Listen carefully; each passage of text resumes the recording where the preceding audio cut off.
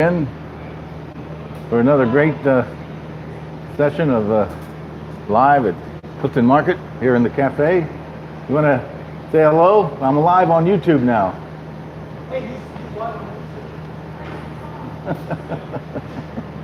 Enjoy your shopping. We're going to have a great interview today with Karen Genet. I expect her any second now. Also, we're kind of rearranging the set here. I'm thinking of broadcasting in the evening because I get a more traffic here, and I get a better opportunity to get the great testimonials that really make the show what it is. I could talk here to a blue streak, but when you get somebody who just a neighbor stopping by, giving their heartfelt testimony about the market, there's nothing better than that. So the big news this week is CliftonFest this weekend. The CTM meeting was last night. I'm sure they were finalizing everything about CliftonFest. Pretty soon they'll post the minutes of the CTM meeting, and I'll read them. It's a great asset to have that presented. So basically, last night's meeting was pretty straightforward, nothing unusual. So we'll just move on to reading the lineup for CliftonFest. That's the hot news this week. And it looks like the weather's going to cooperate with us. It's already like 84 outside, so we're really just totally excited about having a wonderful time. The street will be closed on Saturday.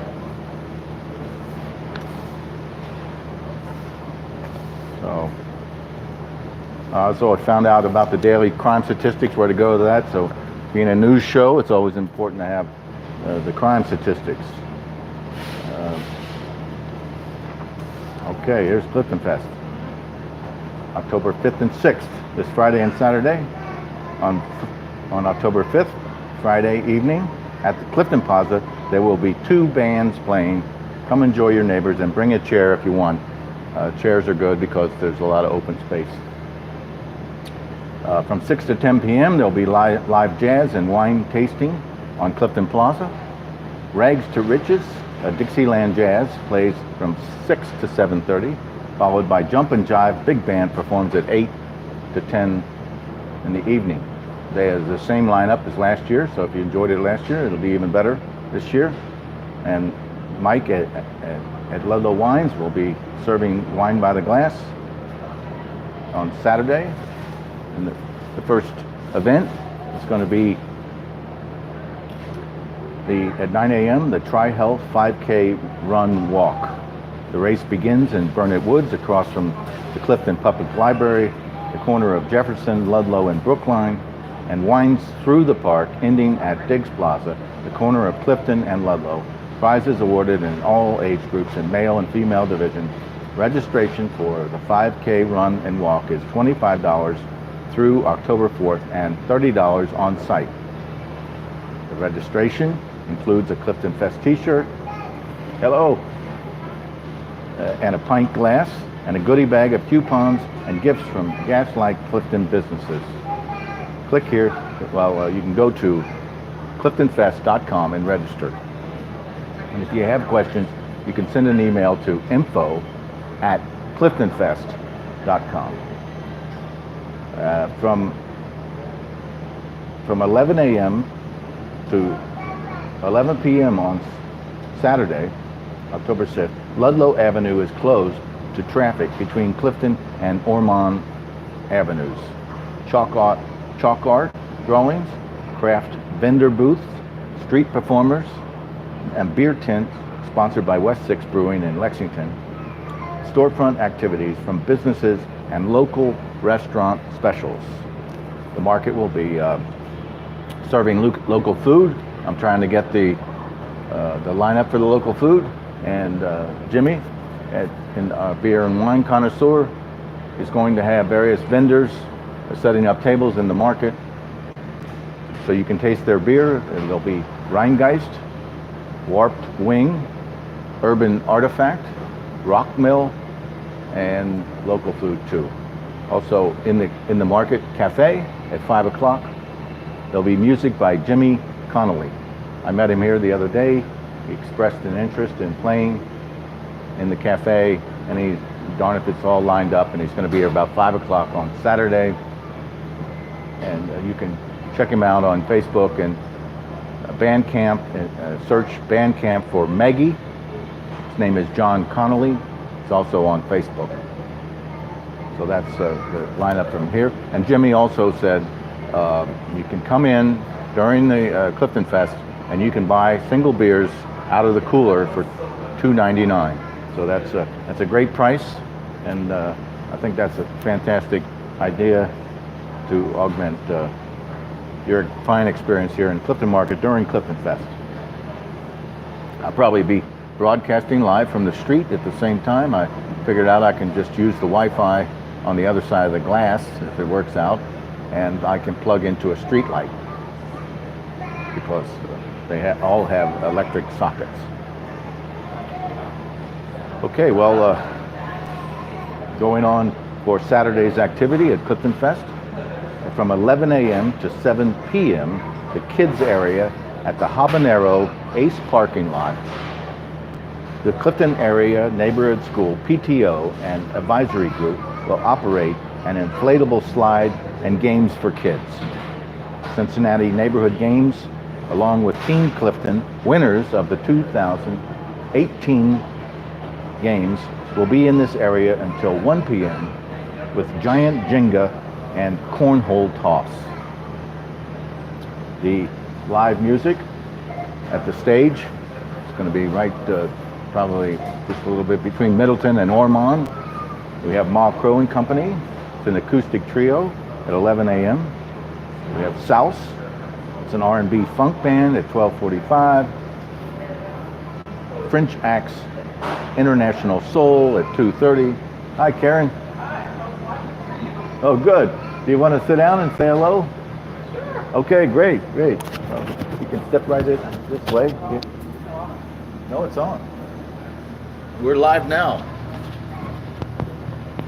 You can sit here. You want to talk off camera? Okay, we can stand over here then. You can just stand right here and talk to me. No. Oh, no, we're live. If you want to talk, you'll have to wait till after I'm finished broadcasting. You could mention your name if you wanted to. But do you want to sit down and say something? Well, great. Just sit here.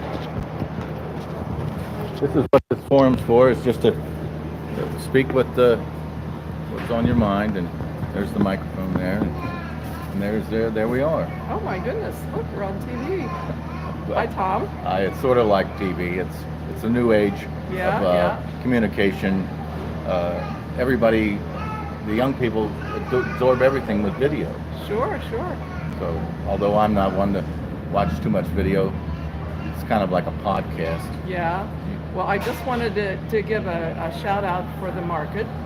I love the market. I mean, every time I come, not every time, but almost every time I come, I find something new and exciting. And I think there's some people who came to the market early on and maybe formed an opinion. And I would just like to reach out to them and say, give it a second chance. Look around. You might find some things that you didn't see the first time around. You might be pleasantly surprised at what's available. You can get the specials of the week online, and you, as I say, you might be surprised at what you find. If you compare prices, sometimes we're a little less than some of the bigger stores. So, just look around and you might just be surprised. Oh, I agree 100%. There's always I never have a problem coming in and finding food for my family. Right. We're pretty limited in our scope. We eat spinach and salmon. Yeah. And did I mention spinach? You did. Oh, you did. You eat salmon? a lot of spinach. Yeah. Spinach, salmon. Yeah. But there's so many things to choose from. I bought some crumpets the other day. I've never had a crumpet, so I'm going to have tea and crumpets. I'm planning a trip to London, so cool. I thought I'd broaden my horizons taste-wise. And the ahi tuna bowls. I don't know if you've had that or not, back in the sushi department. Oh. Delicious. So it's a bowl with some rice and ahi tuna and chunks of avocado and some little matchstick carrots and maybe some bok choy. It's delicious.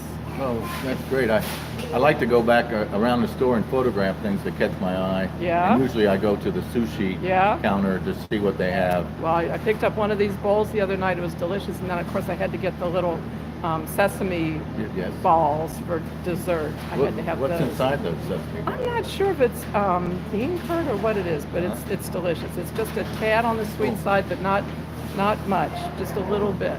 Oh, great. Anyway, Well, keep up the good work. Thank just you. thought I'd stop by and say No, hi. thank you very much. This is what we live for, and Okay, I'm thinking thank of you. going to start broadcasting in the evening around 5 to 7.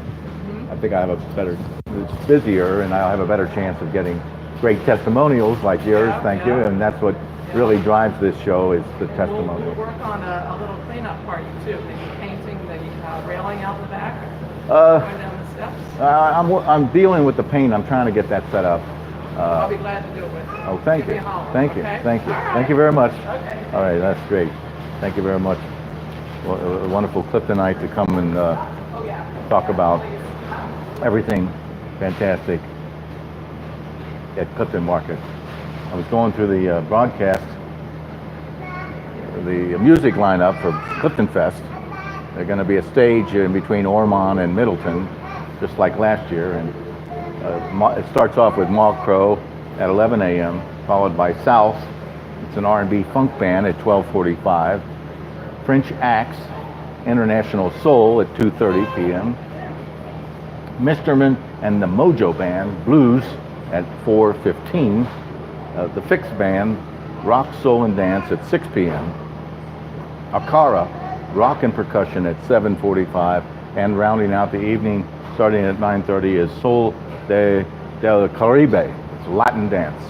So we're looking forward to having a lot of fun there. I always come along and photograph the chalk art and take aerial pictures of the festival, and it's shaping up to be a fantastic day. From 12 to 6 p.m., there's going to be a kids entertainment zone on Diggs Plaza at Burnett Woods. And this is the same as last year. It's at the corner of Clifton and Ludlow Avenues. It'll include games, food, live family entertainment, and activities such as face painting, balloon animals, jugglers, inflatables, and crafts. Organized and presented by Cincinnati Parks Live Cincinnati Parks. Live entertainment includes the Wump Mucket Puppets at 3 p.m., followed by Zach Morgan at 4 p.m., and Jason and Joni at 5 p.m.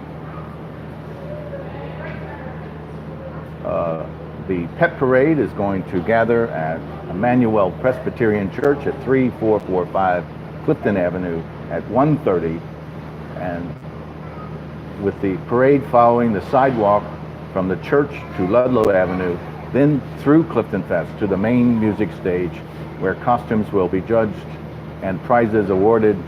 Judging will be from 2 o'clock to 2:30 p.m. The contest categories are Best Costume, Pet Owner Look-alike, Wildest Wag, Most Mysterious Heritage, and Pet Floats. CliftonFest seeks many volunteers for all sorts of tasks. Please go to CliftonFest.com and see, well, if you want to volunteer, send an email to info@CliftonFest.com and they'll connect with you immediately and get you a job that you want to do. CliftonFest 2018 sponsors include Tri-Health, Clifton Town Meeting, Clifton Business and Professional Association, Gaslight Property, Cincinnati Parks, Ludlow Wines, and West 6 Brewing. For more information, go to CliftonFest.com or send an email to info@CliftonFest.com. So that's the great lineup on CliftonFest coming. We'll go through the rest of it. This was from an email sent out by Clifton Town Meeting. If you go to cliftoncommunity.org, and scroll down, you can see the link to put your email on the list, and you'll receive these great comprehensive documents from time to time, talking about everything Clifton. So it says Clifton Town Meeting is looking for volunteers on a variety of committees, including beautification, public safety, transportation, parks, arts and culture, and also event planning and production. You can email at contactctm@cliftoncommunity.org and your interest, and so that you can get connected. So thank you very much for that fantastic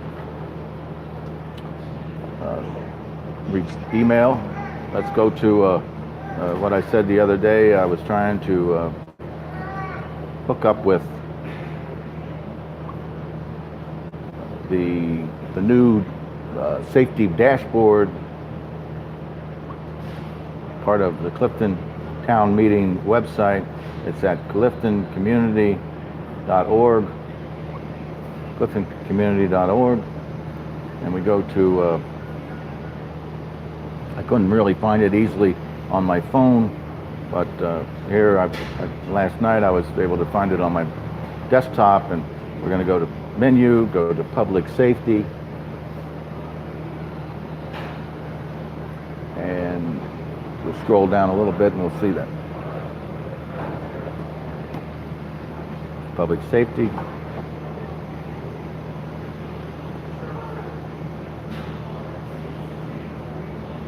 Okay. This is the dashboard.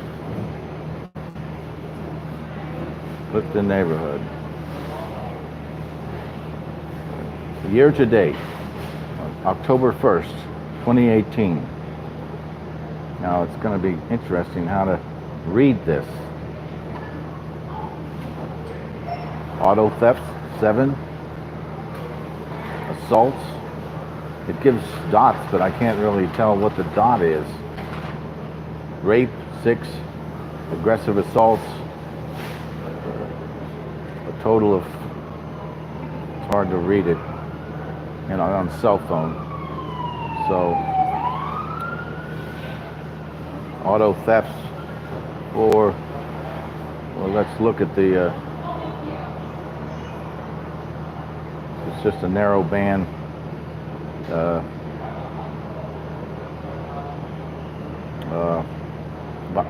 One rape, 3 burglaries, 3 robberies, 4 auto thefts, 2 thefts from autos, 12 thefts. So I don't know if that's really going to be very helpful. Now, in the little map here, it shows. I'm going to go till about 1:15. Okay. Okay, super. Thank you. So it looks like most of the crime is centered around the main strip of Ludlow Avenue from Clifton. There's a little bit of activity down Clifton, but one incident in Burnett Woods. I wonder if it says anything about it if I click on it, but it's not. So anyway, we tried.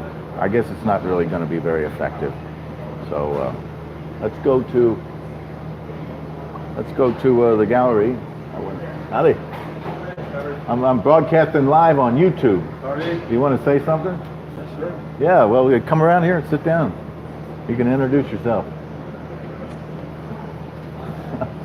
Oh, hi, good to see you. I've been trying to get in touch with you. Oh, really? Here, sit right here. Yeah, because I thought it'd be great to have you sit down and give you words of wisdom. But I see now I have both of you here. So you can see yourselves. You can see yourself in the camera. Stand over here. Yeah, I think there you go, right there. See? So you can introduce yourselves. Hi, I'm Gurmik Singh. Genet Singh. And you're on Clifton board, aren't you? Yes. We love Clifton. All our kids come to school here. We have a lot of love for Clifton. It's a great community. We love everything about Clifton. Yes, and we're trying to preserve the grocery store for generations to come. Generations ago, a long time, yeah. It's going to be a real fight. I think we're trying to see the light at the end of the tunnel. I think that the number one thing is community support, has to embrace the market, Yeah. and then we have to raise the operating capital that we never gave the store in the first place. So we can raise some money to put products on the shelf, but we need to raise our sales to a level that is sustainable. That's a strong community, and I believe It can help. we can definitely do it. That's a good Thank you. possibility. Thank you. That's all we can hope for, and just if you come up with any ideas, don't hesitate to come by and be interviewed. Thank you for putting your nice testimony. Thank you. Testimonial. Thank you. Keep up the hard work. Thank you. Thank you. Thank you. Sure. Oh, no, it's perfect. I'm thinking of maybe starting to broadcast in the evening. It's a little busier Yes. because the testimonials are really what make I mean, it's really, this is a very, it's a strong community. So it's one of a kind. Yes, it's really an international community. Yes, it is. And I always say that if you want to find out what at least here in Cincinnati, what America looks like, Clifton is one of them. The rich, the poor, the haves, the have-nots, and we all Yes. live around here. And we have the professionals from UC. Yes. It's strong professors live in the community. I mean, I heard that some professors like to live out of the community so they don't run into their students when they're. Well, some of them have to be here because they're elected officials and they don't stay Oh, yes, to that's the true. city and they won't true. be able to. If you're a fire department or police, you have to live within the city limits, Yeah. or Even council the members. Vice mayor. and Yes, all that that's stuff. absolutely. So, A lot of lawyers as well. well, thank you very much. You're welcome. You're welcome. Great. I'm so happy you came by. I was wanting to reach out to you. I don't have your email address. Well, I can give you. Oh, good. Here. Well, I don't have a pen right handy. I'm sorry. I'll tell you what. I'll give you one of my cards, and you can send me an email. That'll be easy enough. There you go. All right. Thank you. Thank you so much. Because I don't have all the board members' email addresses. Oh, really? Okay. So, thank you very much. You're very welcome. Keep up the good job. Yes. Thank you very much. That's a great testimony. And we're going to go to. I'll walk around the store and I take pictures of things that are interesting to me. And in the back, between the milk counter, dairy cooler, and the yogurt cooler is a little place where they have things on sale, and you can get boxes of Dream Whip.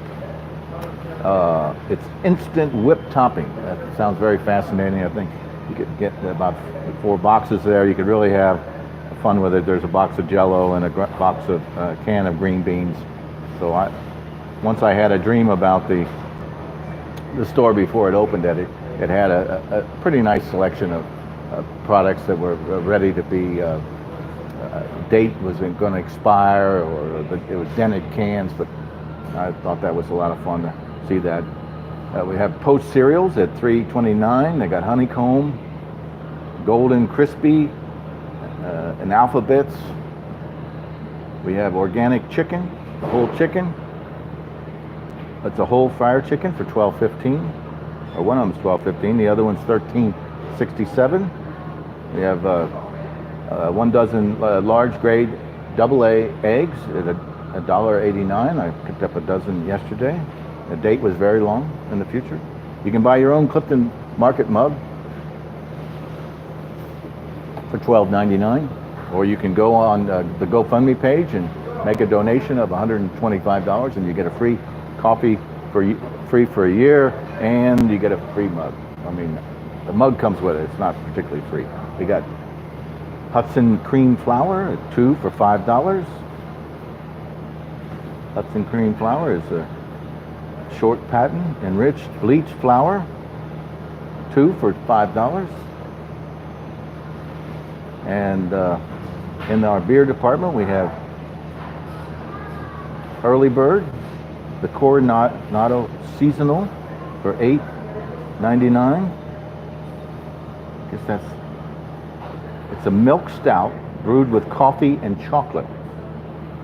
And next to it, and it's in the cooler case in our beer section, we have Revolution Anti-Hero.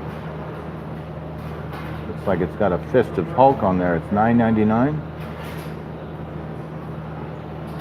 And next to it, we have Revolution Galaxy Hero Double Dry, $14.99.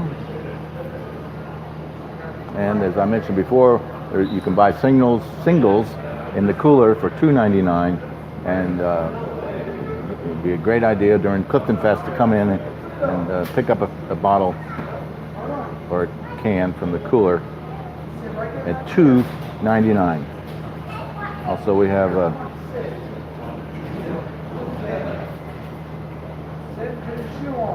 ATG Generation Dinstrom for $10.99.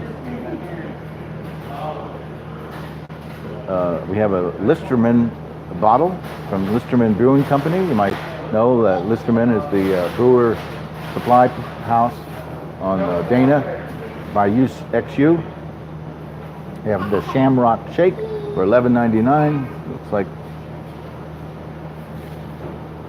and that's all we have there now. If you go over by the service counter, we have Hampton Farms salted nuts, 20-ounce bag for $2.50 each. They got hot nuts and salted hot nuts or Cajun.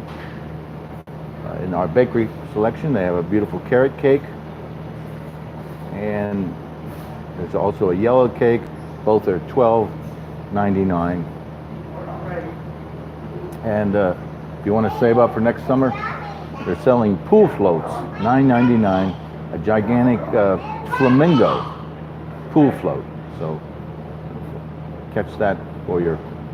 And later today, I'm going to get a case of white wine for my partner, Irene. And so I'm going to feature the Pinot Grigio. That's her favorite wine. She told me to get French and Italian Pinot Grigio. So we'll see what we have there. It looks like we have an Italian Pinot Grigio from Cupcake Vineyards at $9.99. I'm sure you're going to get that.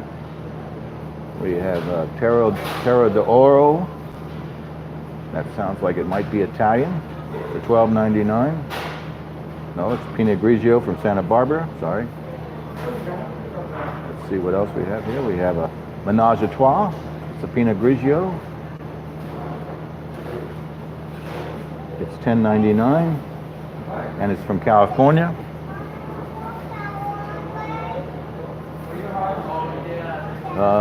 Here's another California Pinot Grigio, the Belle Ambiance, for $12.99.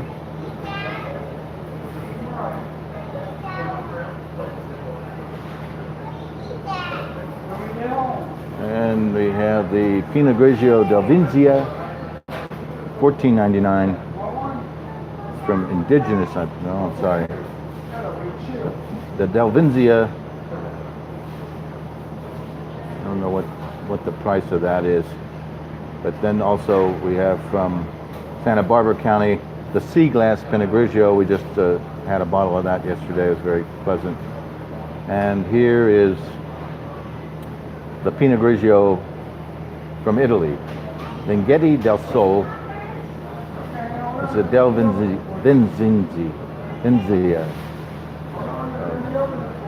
So it's a 2017, and it's $12.99, and I'm positively going to get that. Also, we have a Masso Ganali. It's an Italian Pinot Grigio for $18.99. And we're going to move on to the wonderful salads from 80 Acres. They have a wild variety of salads. We always buy the Queen City mix, but gee, there's just amazing variety from Queen City, 80 Acres. 80 Acres takes over warehouses or old buildings in various regions. They have 2 other cities in the south, and they have a presence here in Cincinnati. So all year round you can get your hydroponic greens from 80 Acres. They have kale, non-GMO, pesticide-free, heirloom variety with sweet, tender leaves, even when raw. We have fiery kale at $5.49. The kale yay is $6.99. The super kale is $5.49. And we have a bag of baby cukes, mini cukes, $3.99. It's locally grown in an old building near you. So that's what I have from 80 acres. They have strawberries, lots of strawberries, 2 for $4.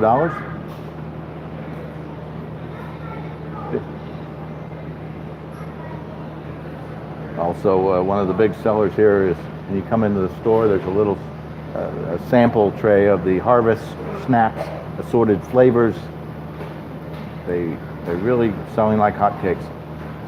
They're red lentil snack crisps. Tomato basil is one of the varieties, and they're $1.99 each. We have a lot of organic red or white seedless grapes at $1.99 a pound. Mangoes, 4 for $5 or $1.25 each.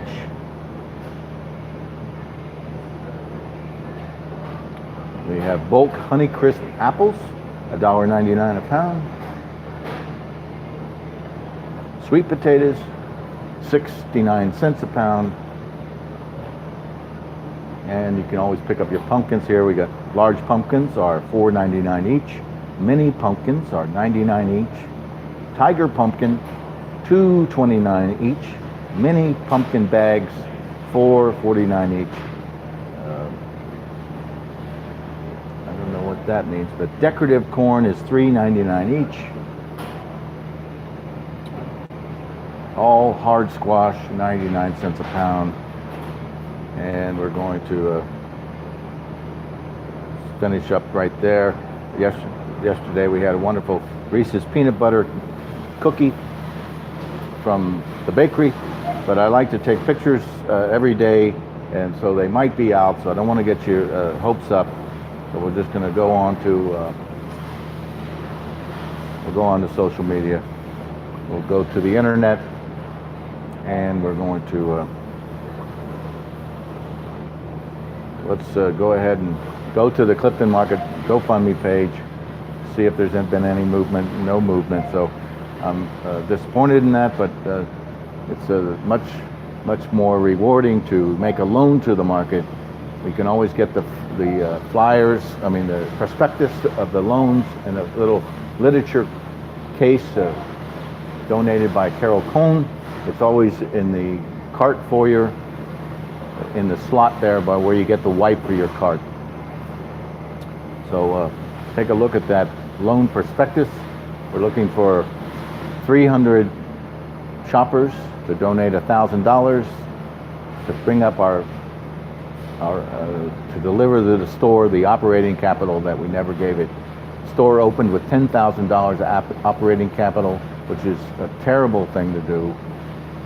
Plus the bad pricing put a huge bad taste in the community. So we are starting from zero right off the get-go, and we're trying to motivate the community to give the market a chance by one, shopping here. We can supply the market with as much money as we want, but it means nothing unless we can bring the shoppers in to get our sales up to a sustainable level. We need at this point about a third more customers in at any one time. So that's pretty easy to do when you can think of that. In St. Bernard, there's a grocery store over there. It's an independent grocery store. It does $200,000 every week. Now it carries one brand of goods, and we rely on Laurel Foods to supply the generic brands here. So if that store in St. Bernard can do it, we can do it here. I know the market wanted to start out at being a destination boutique grocery store but it didn't work out that way. So now we're trying to get a benchmark or a foothold in the door, get our foot in the door so that we can sustain ourselves and then evolve into the market that the community would want to have. But at this point, we're trying to just have a grocery store. You don't have any trouble coming in here and putting on wonderful food on the table for your family if you're willing to make some substitutions. And so that's that. So let's just go to the GoFundMe page for CliftonFest and see how they're doing. Well, they got $360 raised. I don't think that's changed from yesterday, so we hope that people will go to GoFundMe and search CliftonFest and donate some money. They'd certainly like to see that money by Thursday.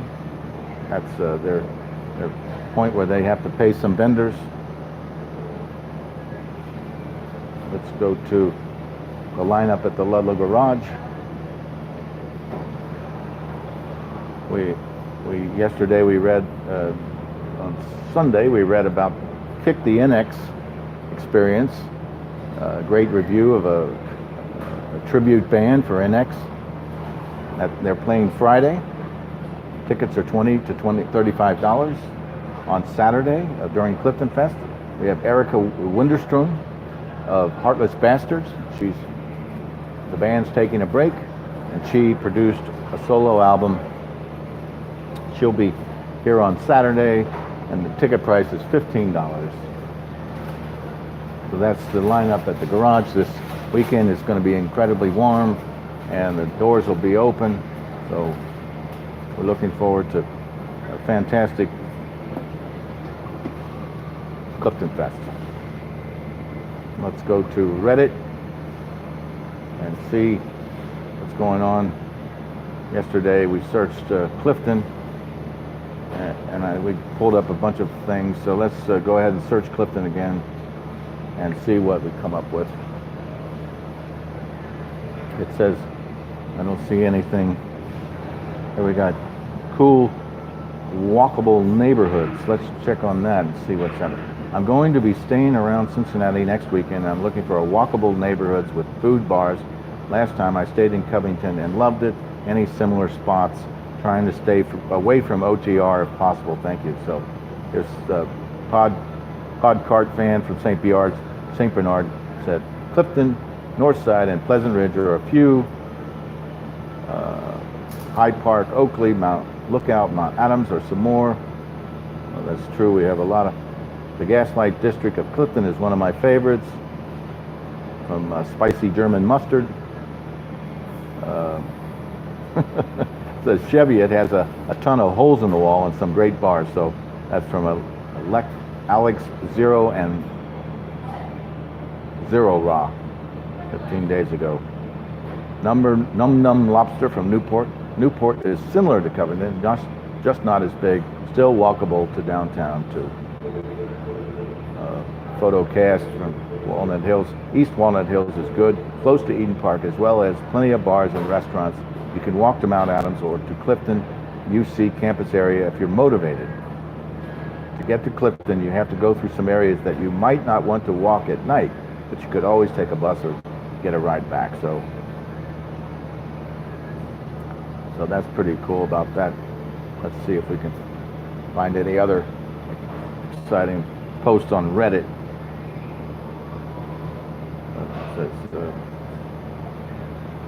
It says identity problem of Clifton, or officially Cuff. So this has always been a bone of contention. Clifton is very limited in its designation area, and it doesn't include UC or Clifton Heights, but many times people sort of lump them all into one spot. But that thread has no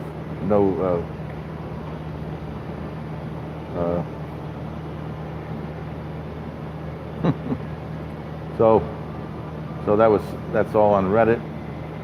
Let's just see what. Now the Plaza music is over with. The next music will be CliftonFest. So we'll have.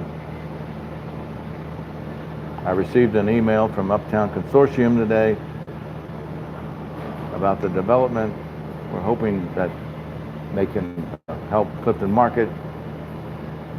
I also reached out to UC is working with Clifton Business and Professional Association, the UC marketing students, so I've also reached out to them to see if they can help us. Also, I sent an email to the News Record so that they can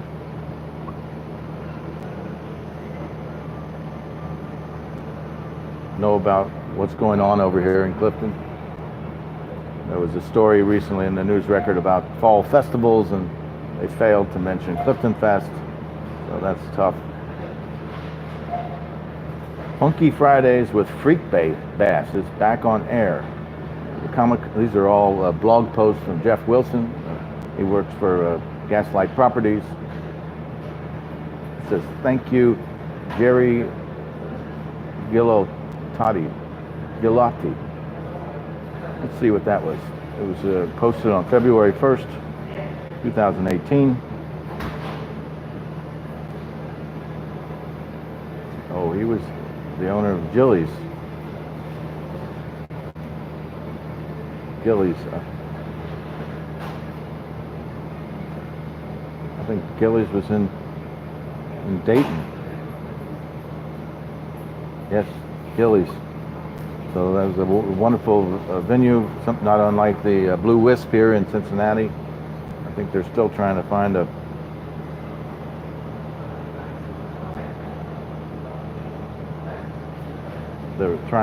a new space for. So you can always go to gaslightproperty.com and click on the little menu, the little bar menu at the top. Hopefully it'll come up the blog.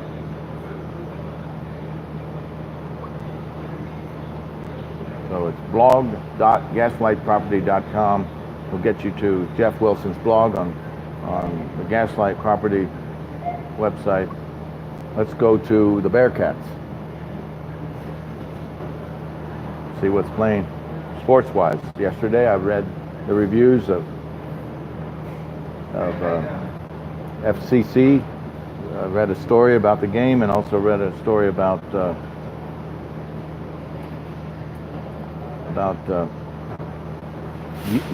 Bearcats play against UConn. There's two great stories in the current issue of the News Record. Let's see where this is September. To go to October.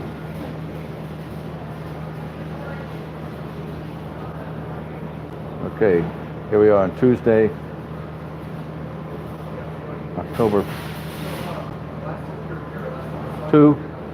We have men's soccer versus Bradley University at Gettler Stadium. That's at 7 p.m. On Thursday, we're going to have women's soccer at USF, Tampa, Florida at 7 p.m. On Friday, we have women's volleyball at Temple in Philadelphia, PA. We have women's golf at the ODU Invitational in Virginia Beach, Virginia, all day. And the swim team versus Indianapolis in Cincinnati. Diving at 3, swimming at 5. That's the beginning of the swim season for UC. On Saturday, we're going to have women's golf, also at the ODU Invitational, Virginia Beach, Virginia. And the Bearcats face Tulane during homecoming weekend, 12 p.m. It's going to be on ESPNU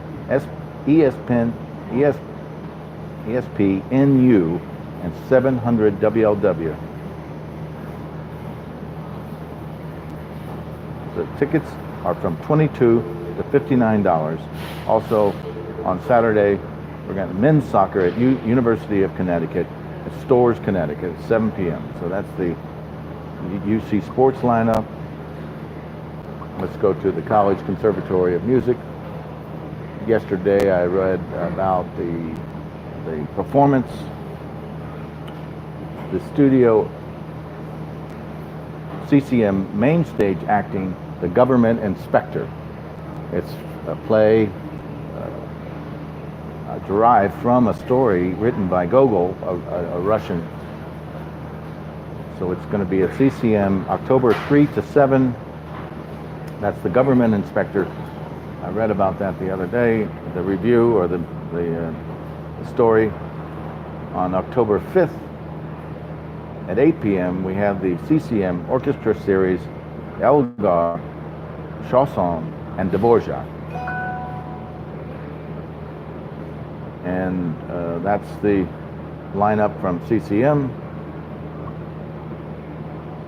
Let's go to the Esquire Theater and see what's playing on Tuesday, October 2nd. Showtimes for Tuesday, October 2nd. We have Blaze. The Blaze is about a country singer who was a great influence on Merle Haggard. Then We the Animals. I read the story about it yesterday. It's a curious film about young boys. Also, we have Michael Moore's Fahrenheit 11/9. You still have Assassination Nation, it's rated R. Juliet Naked, rated R. Black Klansman, rated R. And Three Identical Strangers, it's PG-13. And that's the lineup for the Esquire this week. Also, during CliftonFest at midnight at the Esquire will be the Rocky Horror Picture Show. It'll have a live cast. Buy your tickets before midnight. And also, student tickets are $7.50 every day. So that's all we have for. That's what we have for the Esquire. Let's go to the News Record. See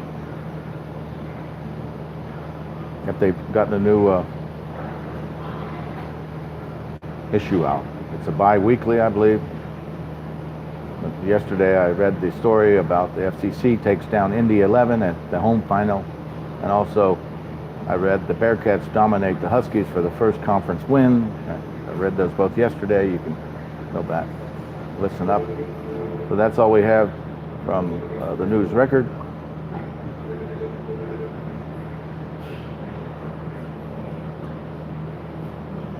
Let's go to CliftonCulturalArtsCenter.org and see what's going on. The next upcoming event is October 14th. The Rumpelstiltskin, part of the second Sunday Family Showtime. The ongoing shows are Jens Rosenkrantz photographs are at the Esquire. It was part of the CCAC's FotoFocus component.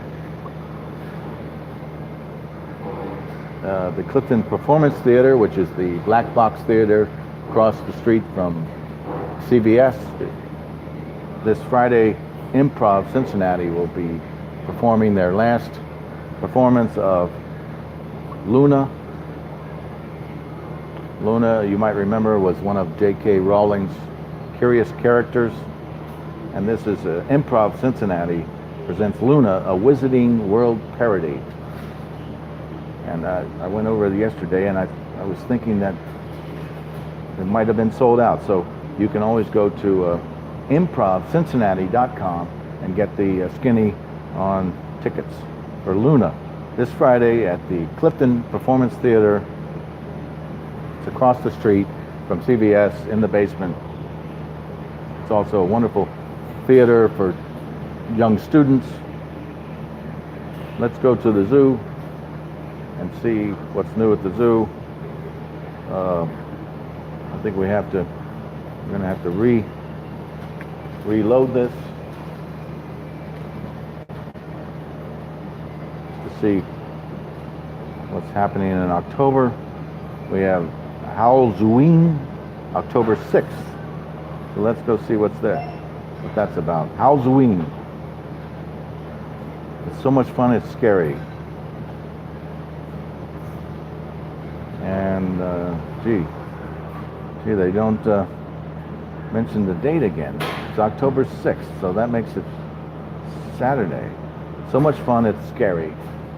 You and your family can enjoy trick-or-treat stations, special animal encounters, beauty shop of horrors, search for the Golden Frisch's Big Boy, Phil Dalton's Theater of Illusion shows at 1 and 3 p.m. Hogwarts Express train ride, additional charge applies. Carousel, additional charge applies. Halloween is free with a zoo admission. Help the zoo go green. Please bring your own treat bag. Thank you for our treat station sponsors. Boy, they got a slew of sponsors. They got Arcane Energy, Bear Paddle Swim School, Cincinnati Ballet, Cincy Shirts, Chick-fil-A, Dave & Buster's, Dosher's Candies, Ensemble Theater, Playhouse in the Park, Frisch's, Indiana Tech, Kin Bar, La Rosa's, Mathnasium. These are all going to be treats in the goodie bags that you can get at the trick stations. Miami Regional E-Campus, Mike's Car Wash, Mike Sells Snack Food Company, Mod Pizza, Primrose Schools, Skedaddles Drop-In Liberty Mutual, Skyline, Chili, Subaru of America, the Kroger Company, the Owens Group, Totters Otterville, and the YMCA of Greater Cincinnati. 2 lucky visitors that find the Golden Frisch's Big Boy will receive a prize of Frisch's gift cards and zoo tickets valued at $150. Halloween animal enrichment activities. We have at 12:45 a D&, Bear enrichment, reptile chat at 12:45, 1 p.m. insect chat, 1:30 tiger enrichment, 1:30 painted dog enrichment, 2 p.m. cheetah encounter, 2 p.m. cougar enrichment, 2 p.m. bird meet and greet, 2 p.m. pumpkin smash, 2:30 meerkat enrichment. Meerkat is one of the fascinating animals. Howdy. Cheetah encounter at 3 p.m. Hippo enrichment at 3 p.m. 4 p.m. pumpkin smash. So this is October 6th and 7th, 13th and 14th, 20 and 21st, 27 and 28, noon to 5 p.m. So it's Halloween in various weekends in October from the zoo. So that's an incredible event from the zoo. Thank you. Let's go to social media. We're already about an hour into our program.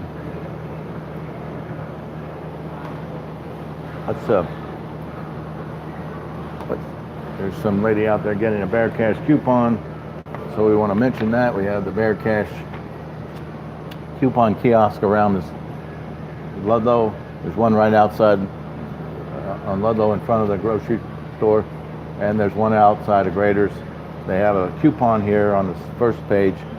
Student college discount, 10% off your grocery purchase, valid with coupon and any student or college ID.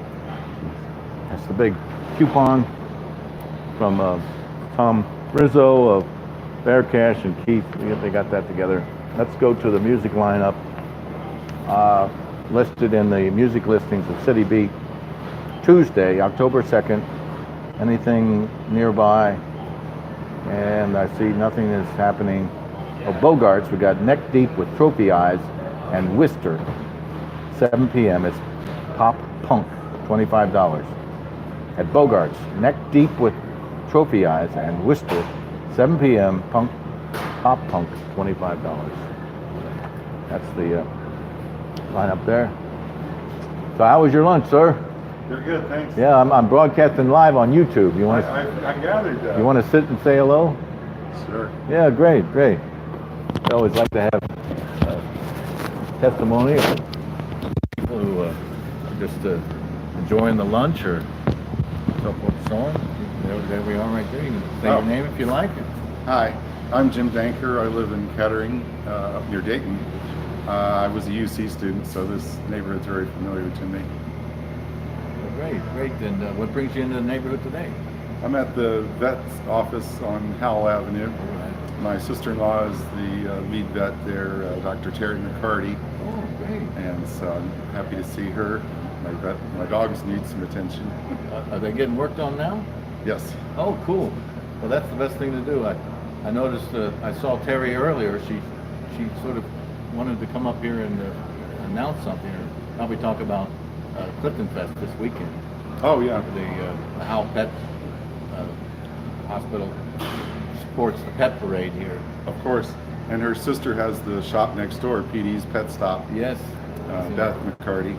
It's a real great asset to have such a destination shop, both the food and the veterinarian. I love this area. I mean, even though I don't live in the neighborhood, I used to live in Northside, but my first house was there, and I went to University of Cincinnati, so it's all familiar to me here. Yeah, things don't change very much here. We're trying to make sure that we have a grocery store. Right. That's the Sometimes I'm tempted to call this Keller's, but I know it's Clifton Market now. the first community-owned grocery store in Cincinnati. That's a good thing. I supported the store with my own money today, which I was happy to do. Thank you. It's been an incredible challenge. They said that I heard that when they opened up the Esquire Theater, they also kind of fell down into had to work back up, to get the thing really happening. Right. And so I think we're in that same situation here. Building up phase, huh? We're trying to get the community to embrace the store, to give it another chance. We opened, I don't know if you know about the story of the opening, but we opened, all the prices were way too high. It was a mistake. Oh, I see. But when people came in, gosh, was that a devastating problem. We kind of rushed into opening, and then it was tough. And so now the prices are pretty much stable, but without the shelves are kind of bare because we don't have enough people patronizing the store. So it's sort of like a vicious circle. Oh, okay. Well, if I lived closer, I'd be here more often. Every once in a while, I pop in. Well, thank you very much. And your name again? Jim Denker, D-E-N-K-E-R. Oh, well, thank you, Jim. And I'm married to one of the McCarty sisters, Mary McCarty. There's a bunch of them. Well, that's probably a wonderful family to be married to. It is. It's a great family. Large Catholic family that I'm married into. Oh boy. Well, I'm gonna have to go over and have Thanksgiving at your house. They're a fun bunch. Trust me. Well, I broadcast here every day for 90 minutes, trying to drum up support, take great testimonials like yours. Right. Well, I've supported the Esquire Theater across the street many times over the years. I've made many a trip to the Skyline just down the street. Yes. To the Graders nearby. Yes. Earlier, before I came in here, I was in Lydia's, which is just a short Yes. walk down the street. Had tea there with a friend of mine who does live in the neighborhood. Okay. And I'm sure you've heard of Gaslight Realty. Yes. I know the principal folks in Dave that. Taylor? Yeah, they were my neighbors when I was a little boy. Over That on family. Whitfield? Before they moved to Oh, Whitfield. yes, yes. Yeah, that was in the Green Hills neighborhood many years ago. And then they moved to Whitfield, you're correct. Well, the Gaslight property is a tremendous resource for the community. And we thank Dave and everybody there, Rob Taylor, for all they do. They're always sponsoring this and that. But currently they're trying to work on a development on Howell Street, the merchant parking lot. I heard that, yeah, that they were. We're expecting the plans to come out soon, or some sort of a proposal. They have plans for some kind of high-rise housing development too? Well, I read the prospectus back early in the spring, and it was like 133 apartments. Oh, that's maybe big. several thousand square feet of commercial space, and it would have parking for 300 cars. Wow. So there'd be 150 dedicated spots to replace the merchant parking lot. I see. But with community input and how things are going, it could all change. I mean, I'm sure they're trying to put together something. Yeah, I didn't hear it as a completely done deal, but No. I heard about it. It's in the development phase. They're taking community input and trying to I don't. It seems almost impossible. So I have to let Dave spend his magic. Right. Well, I was talking to their older brother, Rick Taylor, Rick, recently, right. and he was best friends with my brother many years ago, and he was saying that, well, they had a lot of plans for the neighborhood, and I guess they had bought the old post office, and they redid that building. Well, One of his brothers did. They're developing the corner lot where the old library was. They're going to put Or maybe it was library. a gas library. line, That's what bar it was. and grill. It was the library. It's going to be a rooftop garden. Yeah. And occasionally I read the menu. If you go to Facebook, you can see the menu that's going to be there. They're trying to open up this fall. And they revitalized Ludlow Garage, I heard. Yes, they certainly. Dave is, as you know, is an audiophile, Yeah. and I love reading the lineup at the garage. This weekend we have there's a tribute band for NX on Friday, and on Saturday the lead singer of Heartless Bastards has a solo album out. Oh, And she's going to be performing I like there. her very much, yes. And the tickets are only $15. Oh, that sounds good. Yeah. So, In today's world, that's a reasonable price. no, it's she's really stretching out and giving it to the community. So I'm sure she's going on tour at small venues with this her album. And reading the story about it makes me want to go to everything. Well, it's good that you have a number of attractions here in the community. We've glossed over, well, not glossed over, but talked about several of them. I know, and just I'm still trying to get the music lineup at Arlen's and Lydia's. I need to get that announce that, and also we have the little black box theater up across from CBS. You know about that? I do not. It's the Clifton Performance Theater. They allow right now Cincy Improv is performing Luna.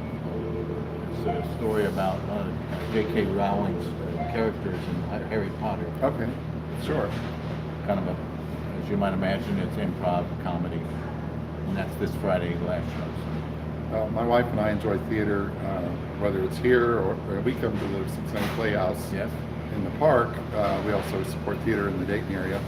But we do come down here for concerts, theater, all kinds of events.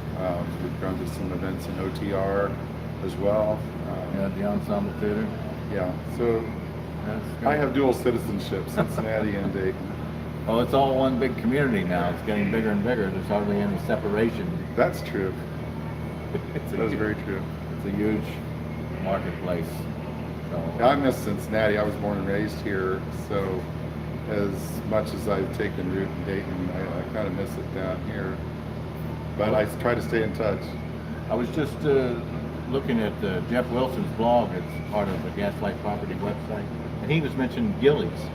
Yeah, Is it still on? It's gone? it's closed. Yeah. The owner passed away. Yeah. Kind of reminds me of the The old. Canal Street Tavern closed as well. That owner, Nick Montgomery, passed away. So there's changing of the guard, but I'm not sure who's going to take up the challenge. Yeah, it's like the Blue Wisp here. It stopped and it hasn't come back, but it could come back. I see. I didn't know that for sure. Yeah, the old proprietor, this was years ago, he was sort of the booker, you know, the lead. And then when he passed away, a group, a consortium tried to get it going, but it's never really caught on. So the name's still there, just like Gillies. What's that barbecue place in Dayton? It's in on the south side. I've been there. Forget it. It's a famous barbecue place. It's got kind of like a classic 50s, 60s restaurant facade. But anyway. I'm sorry, I can't think of it right now. It must not be the one I go to. No. Sometimes I go to City Barbecue, but that's not the one you're No, thinking of. no, that's it. So it looks like it's going to be a wonderful weekend for CliftonFest. It's going to be 84, and just like this, it's supposed to rain on Thursday, so that'll be. I'll have to try to make it. Oh. I was in the parade, the 4th of July parade that goes down Hamilton North Avenue Side, a few yeah. years ago. Yeah. Not this year, but a few years ago. And I had a great time. I was helping to promote my sister-in-law's businesses. And they teased me because I was acting as though I was the mayor or somebody important when I was walking by the float. So people were like, who is that guy? He looks like he owns the place. I was just acting. That's a crazy parade. It's just a classic. Be free. It's Do fun. whatever you want to do. Great fun. And sometimes it's beastly hot. It was hot. We had to rehydrate all afternoon. Sometimes it gets up to 100. And my nephew was playing the trumpet like mad on the trailer to float. And my kids were done up as cats and dogs to promote Petey's Pet Stop. They were in makeup. Yeah. They're both theatrical. Yeah. Well, what kind of pets do you have? Well, I've got 2 dogs in the vet's office today. One's a little rat terrier, about 12, 13 pounds worth of nervous energy. And she's had a few rounds of problems with cancer, so she's here to see what's up with that. And then the other one is a mix of what we think is Corgi and Jack Russell Terrier. And she's a portly, very solid dog. But she's been limping, so we've got to figure that out. So I'm leaving it in the hands of Teri and her nephew, John McCarty, has joined the practice. So Is he a veterinarian?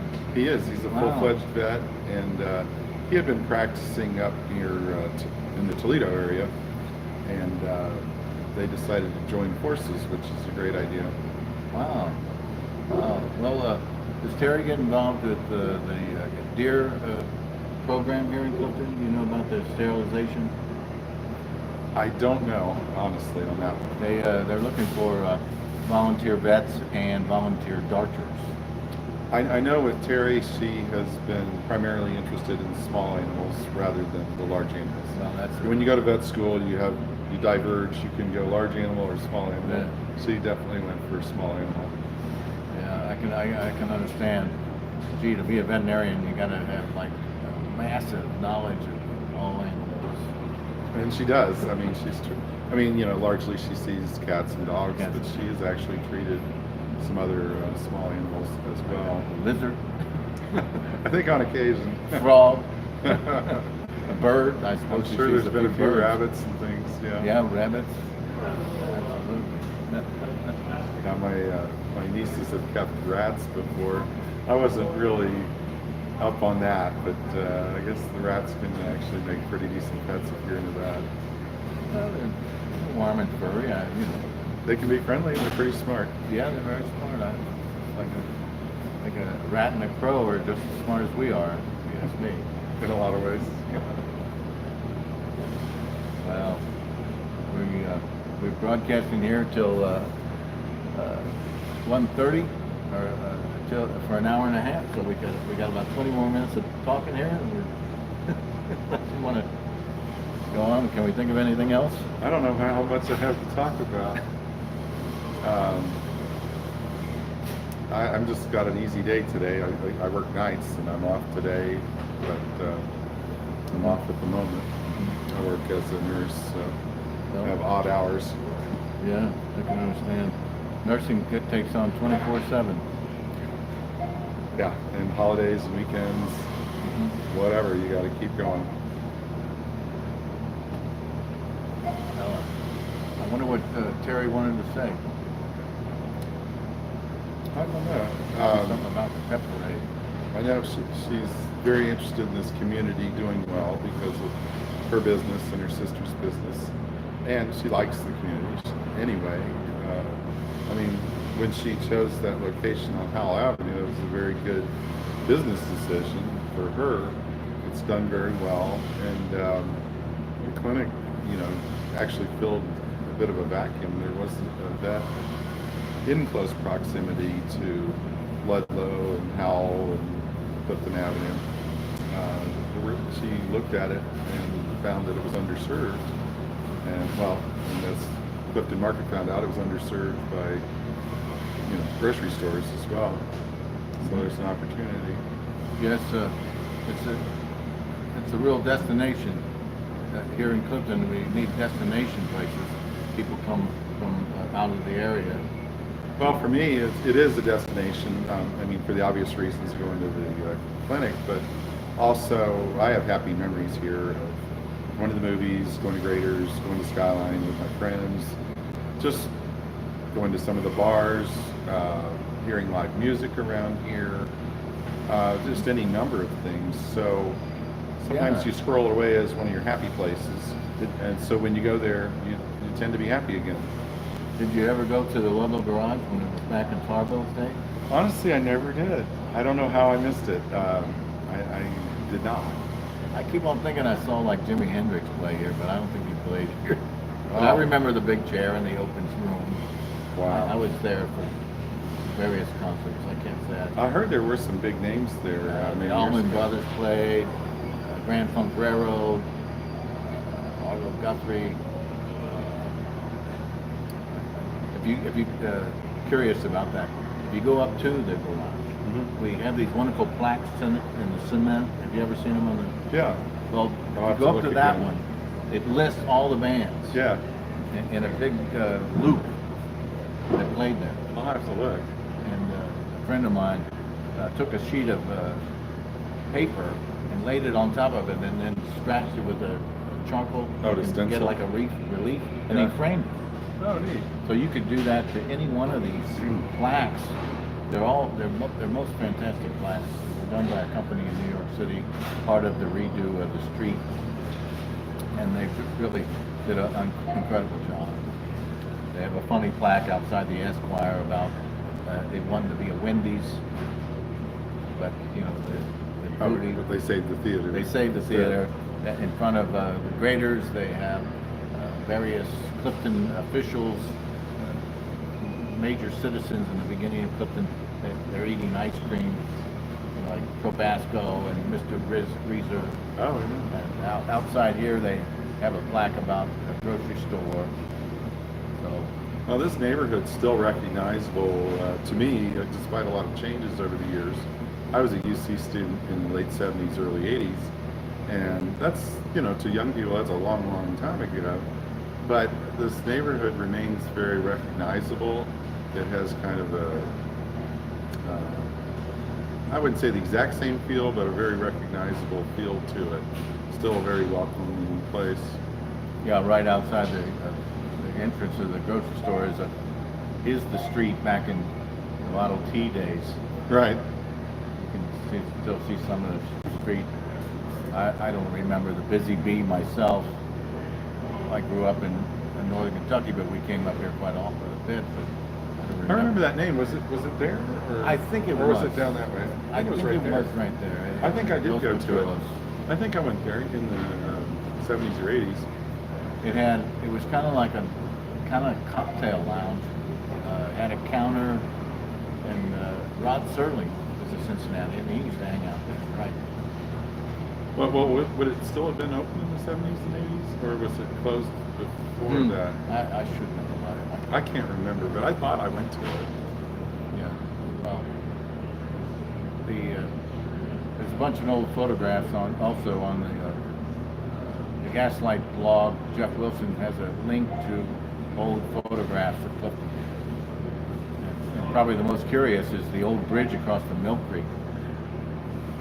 In the old days, you go down the hill, instead of just the gas station being there was like other shops.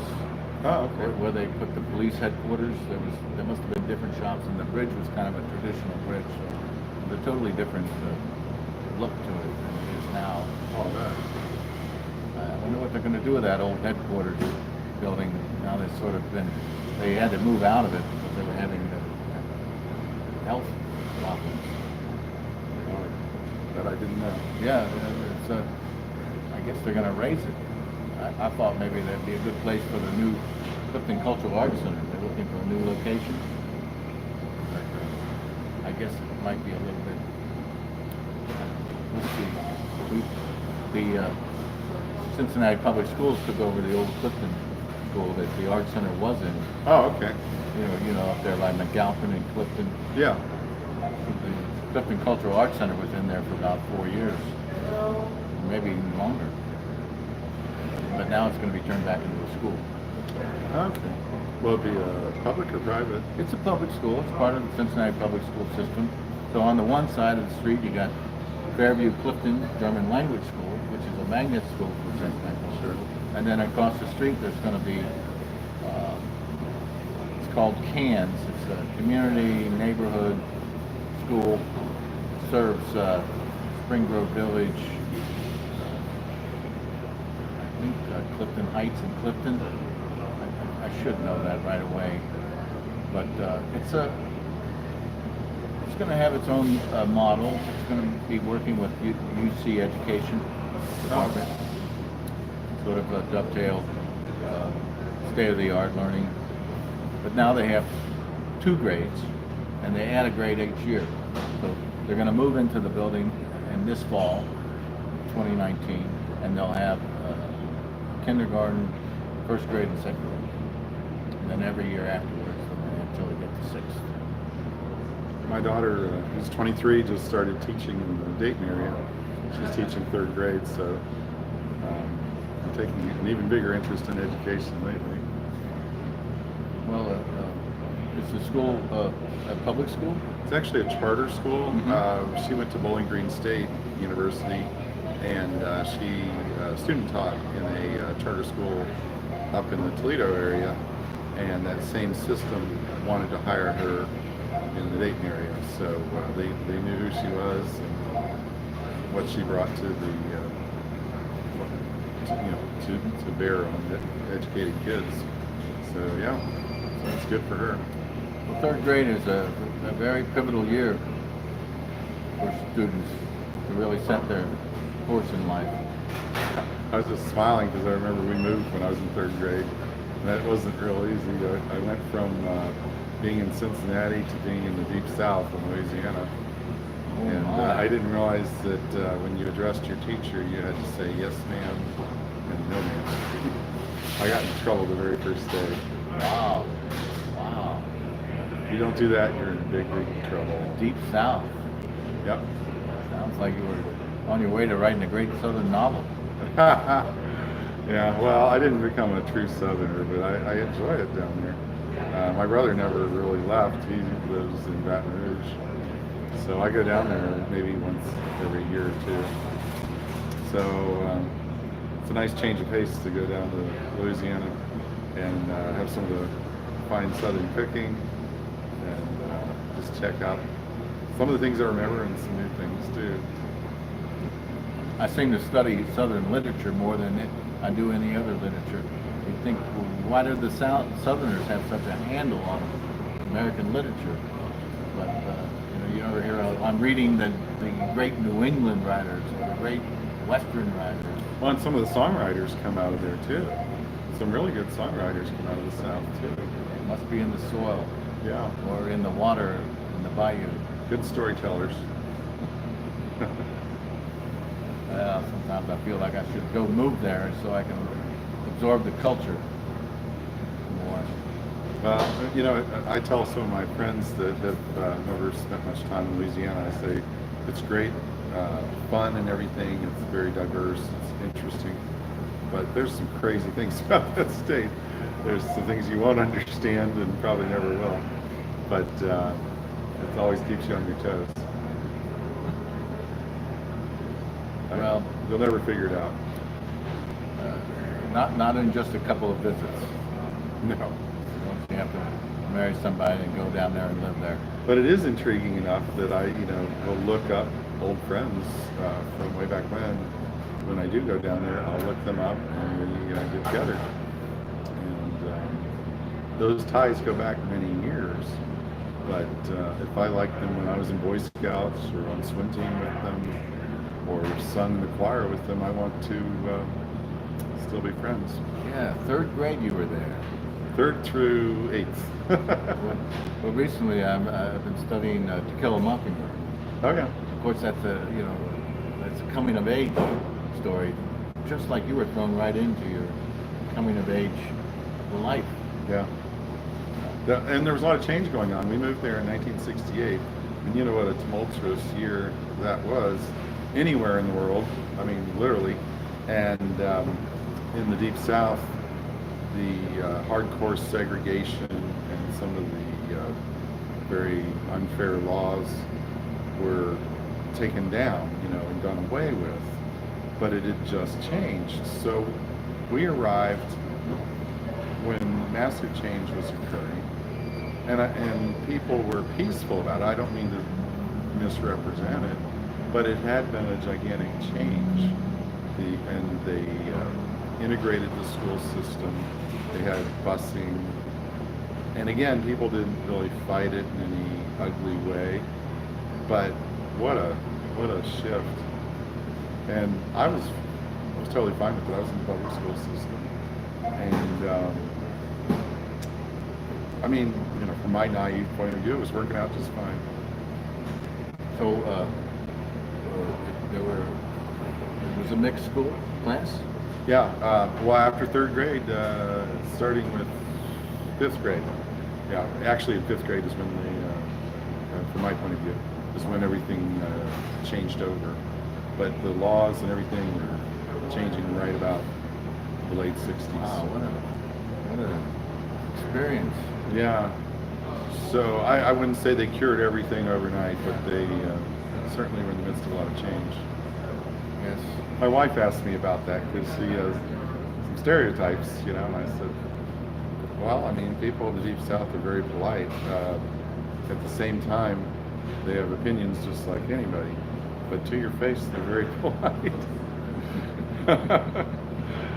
So you have to know them pretty well to get those strong opinions sometimes. But to study Southern literature and try to absorb what it was like in reality is somewhat of a distortion. Stories are always enhanced, or they're a little bit tweaked. Maybe they take a little bit of liberties on how tension builds. Well, for instance, I read the book and watched the movie The Help about the domestic women in Mississippi. That was centered, the story was centered in Jackson, Mississippi. And it wasn't all that different than what we experienced in central Louisiana. Now, with one huge notable exception, the famous pie incident in that story. That is highly, highly, highly unlikely that anyone would ever do that. I think that someone would die over that one. So that's a good example of storytelling that has exaggeration in it in order to make it a story. Even my wife said, who wasn't ever really living in the South much, said, I don't think that happened. I said, you're darn right it wouldn't. I mean, there would be resentment, there would be some clashes, but not like that. Yeah. But otherwise, there was a lot of truth to it. It felt very familiar to me in a lot of ways, because at that time, labor was so, well, I don't know about now, but labor was so cheap that having domestic help was actually very affordable. And you didn't have to be uber wealthy to have domestic help. So it was a lot like in that story, other than a few exceptions. Did you have help? Yes. Once a week. Not all the time. Now, I did have friends where they were actually pretty wealthy and they had domestic help every day of the week. But sometimes the kids ended up kind of spoiled. They didn't make their bed or pick up after themselves. They got kind of used to a lot of help. But in my case, I was raised more strictly and got a little bit of help with cleaning, but not a lot. It did ring kind of familiar. Oh, and the other thing that was familiar was, you've probably heard of the Yaya Sisterhood, Secrets of the Yaya Sisterhood. That was based out of the town I lived in, Alexandria.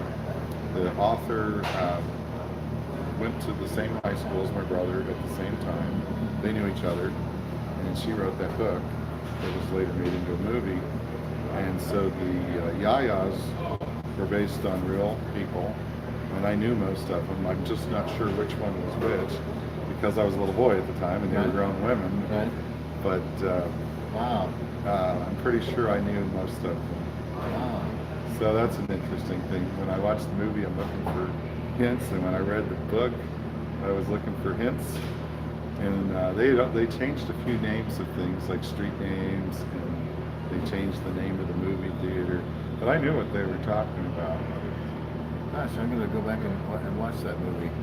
I remember it coming out, but I don't remember much about it. The book's better. I mean, well, that's true of so many stories, but there's a lot more detail.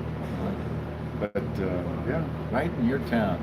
Yeah, a little town called Alexandria in Rapides Parish along the Red River, dead center part of the state. A lot of times people say, oh, it must be near New Orleans. Nope. It must be near Baton Rouge. Nope. It must be near Shreveport. Nope. Well, how many people live there? At the time, it was about 43,000. It was what the sign said as you driving through. But I have no idea now. It's probably not any bigger. Its peak was during World War II because nearby was an air base, Marine base, and Fort Polk, the Army base. It was bursting at the seams during World War II. So the soldiers would come into town? Including generals. The hotel, which is still in the downtown, hosted MacArthur at one time. I'm not sure if Patton stayed there, but I'm sure MacArthur did. Wow. And movie stars actually had stayed there. I actually went last year down there and checked out the bar in the Grand Hotel. It's called the Bentley, and it's still a grand old building. But in the World War II years, it was packed. Yeah. It was the place to be.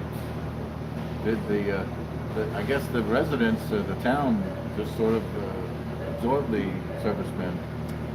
Well, there were rooming houses. People were renting out any spare bedroom because it was nuts. And now it's not like that. That was more of a boom time. It's less so now. The military bases must still be there. The air base closed during one of the realignments that the Air Force does, and that's the municipal airport now. But the Marine base is there, and the Fort Polk is definitely there. It's a huge base. In fact, it was the last stopping point for the guys that were training to go to Vietnam many years ago, because it had the nearly jungle atmosphere. It was so hot. Right. And they did their final training there. I can imagine, yeah. Perfect for going to Vietnam. Did you see service? No, not myself. And my brother, being older, just his number didn't get called. So we were lucky. I was called. My number was too high. But I was there last year of the draft. I missed the draft entirely. I was born in the late 50s, and there's a little window of opportunity to never be called up. Right. And I'm one of those guys. It's unfortunate, and I would have served if I had been called. But, it's probably better not to go to war. Yeah. Well, with me being a nurse, I think I'd much rather do that than carry a gun. But if you went in the Army, you might have, service, you might have been a medic. I would enjoy that role a lot more, obviously. And there's many medics that died doing their job, but that would suit me better anyway. It's certainly you're not out of harm's way in any shape or form. Right. I admire them. Once in a while, people will think that I was a medic, and served. And I go, no, I mean, I can't steal that from anybody. I wasn't in uniform, but I admire guys that did it, because it's not easy. Yeah. Well, kind of winding down our show here. We only got a few seconds left. It's been more than a pleasure to chat with you. Yeah. It's been fun talking to you, Tom. Yeah. All right. Great. Well, thanks. I'm going to get on my way then. Okay, super. I'll send you a link. If you're on Facebook, I'll send you the link on where to go. All right. Well, thank you. Thank you very much. And your last name again? Denker, D-E-N-K-E-R. All right, thank you very much. Looks like we've got a couple, 20 seconds left. Wonderful.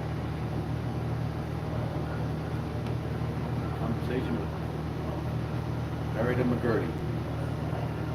So, live from Clifton Market Cafe, Tom Lohre signing out. Another great day of news, Clifton, and